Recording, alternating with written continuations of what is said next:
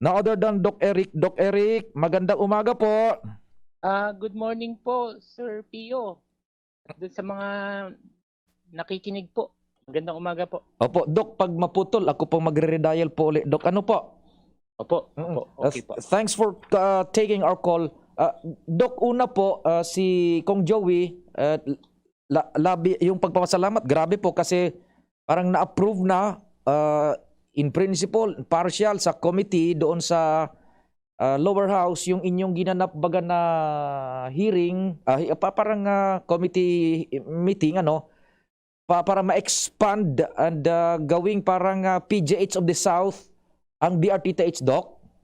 Opo, tama po yan.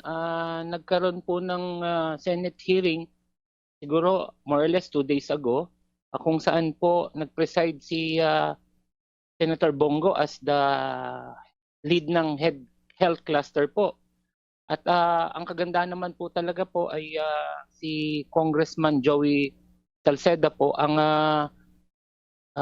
humarap po para sa ospital at nagbigay ng justification for the 800 po na kailangan ng ma-convert yung ating ospital into 800 bed capacity po.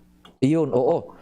800 bed capacity. Now, with that, Doc, ano ang posibleng i-offer na niyan kung dire-diretso na po yan? Anong klase pong serbisyo? Kasi ano sabi ni Kong Joey, parang PGH of the South po ang kanilang plano, ang inyo pong plano dyan?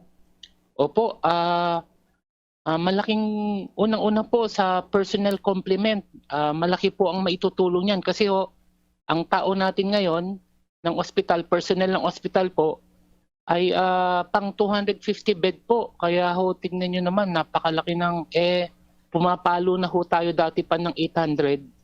Pero ang nag-aasikaso ng mga personnel po ay pang 250 laang. Kaya malaking hinga at tulong po yan talaga. Gaang sa trabaho po ang mangyayari po dyan para dun sa mga personnel po. At sa mga kababayan naman po natin, ang kagandahan po niyan is dadami yung ating mga specialty na meron na dito sa atin sa Bicol Region. Katulad po nung sa heart. Hindi nyo na kinakailangan pumunta ng heart center para magpa-opera kayo sa puso. Kasama po dyan ng mga instrumento, gamit, na yun po makakatulong talaga na hindi na natin kinakailangan pumunta pa ng Metro Manila. Yung mga cancer patients po natin ay dito po, alam niyo naman po, palagi na talagang tumataas ang mga kaso ng cancer sa buong mundo, sa Pilipinas po. Kahit papaano po talaga ay malaking tulong yan, lalo-lalo na sa mga pasyente nating may cancer po. Marami hong kaakibat at kasama yung 800 bed na yan. Kaya bukod sa supply, sa equipments, na unti-unting mararamdaman po ng ating mga kababayang Bicolano kung ano yung magiging kaibahan ng isang ospital na tumatakbo na pang 800 kaysa sa pondo at tao ng 250 bed capacity po. Opo. So, do I get it right po, Doc Eric, na equipment-wise and personnel-wise, ma-upgrade soon ang DRTTH? Yun po yung inaano namin. Ang balita ko po ay tinututukan po namin yan.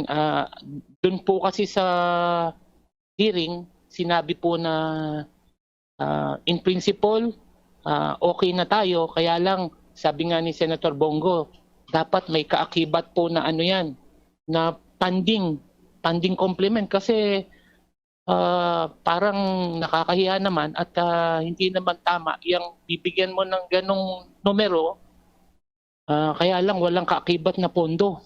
Kaya po yun yung inano namin, nakuha ko dun sa hearing na we will make sure na merong pondo yan para kung ma-implement yan ay dire-diretso. Yun po yung narinig namin na inutos niya sa DBM na siguraduhin nyo na may pondo ang mga ospital na yan pag in-increase natin.